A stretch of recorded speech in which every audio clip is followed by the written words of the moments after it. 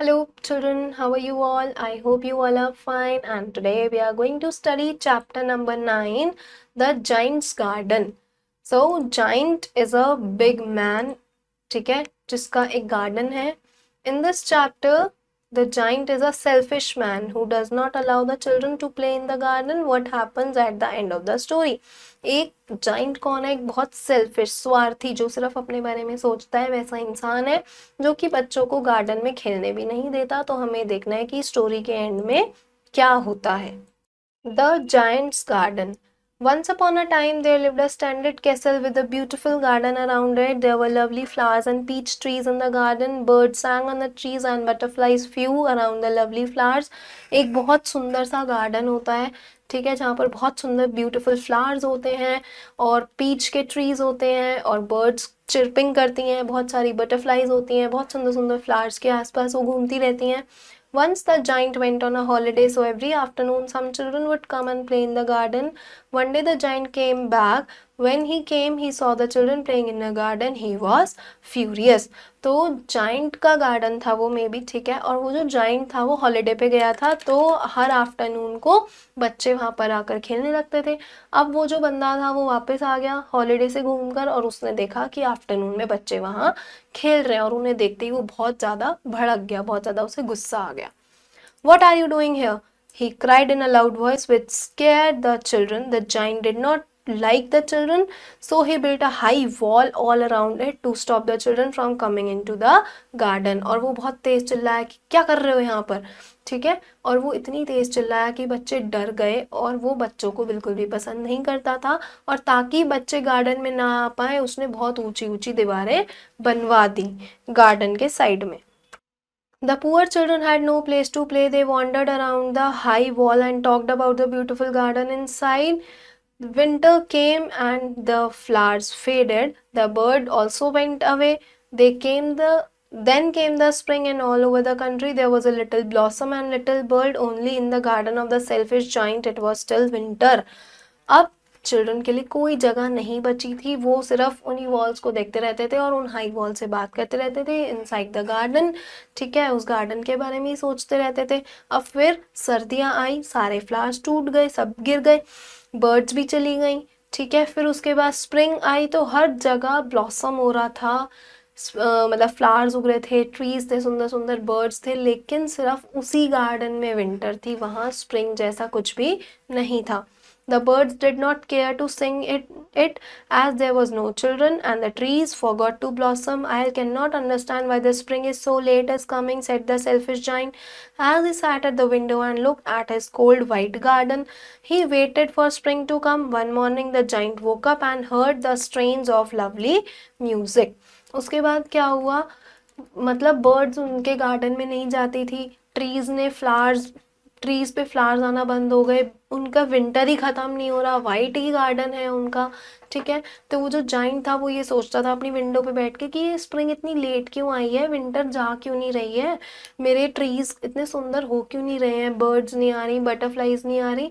But ऐसा नहीं हुआ, ठीक है, और वो स्प्रिंग की वेट करता रहा. और फिर एक दिन जब जाइंट उठा उसने म्यूजिक की आवाज सुनी.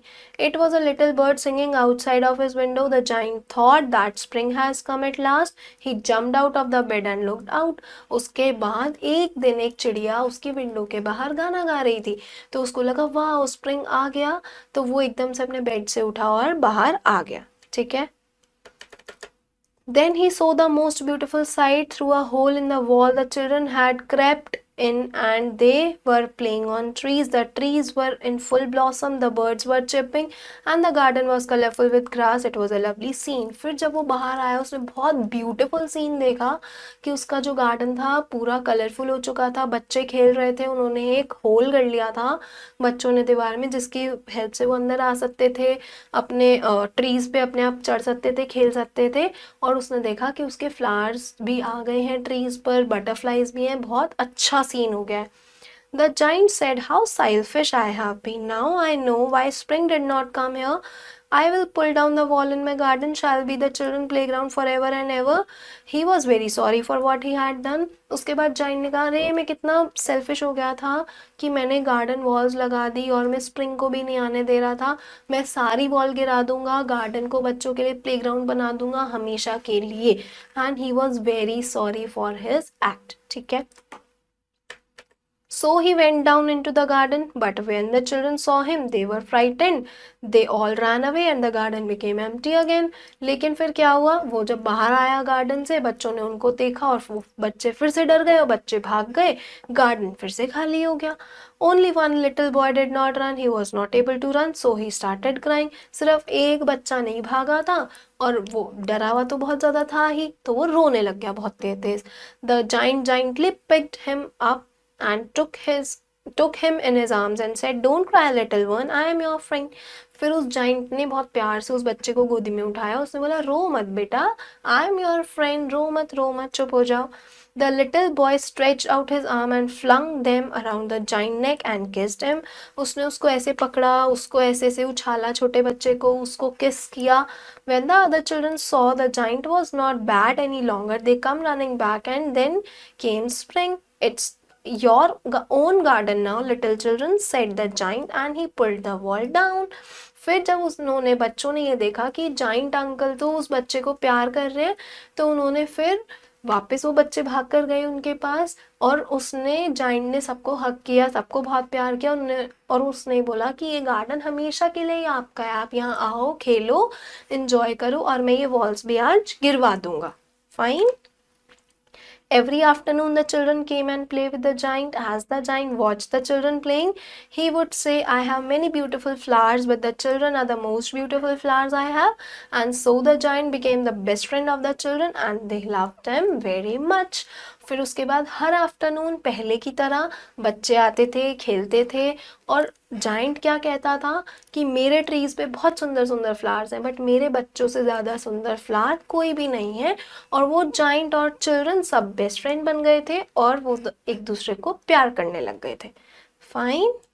Now the time for word meaning. Splendid मतलब wonderful, castle a huge fort like horse house, furious, very angry, scared, frightened, wandered, to go from one place to another, strange, sounds. Fine. Now the exercises. Let's do the take the correct option. Where were lovely flower and peach trees? In the garden. Who went on the holiday? The giant. To whom giant picked up gently? The little boy. Every afternoon who came and played with the giant? Children.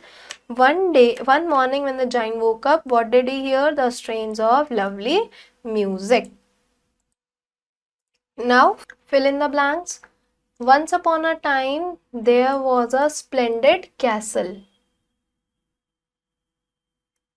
with a beautiful garden.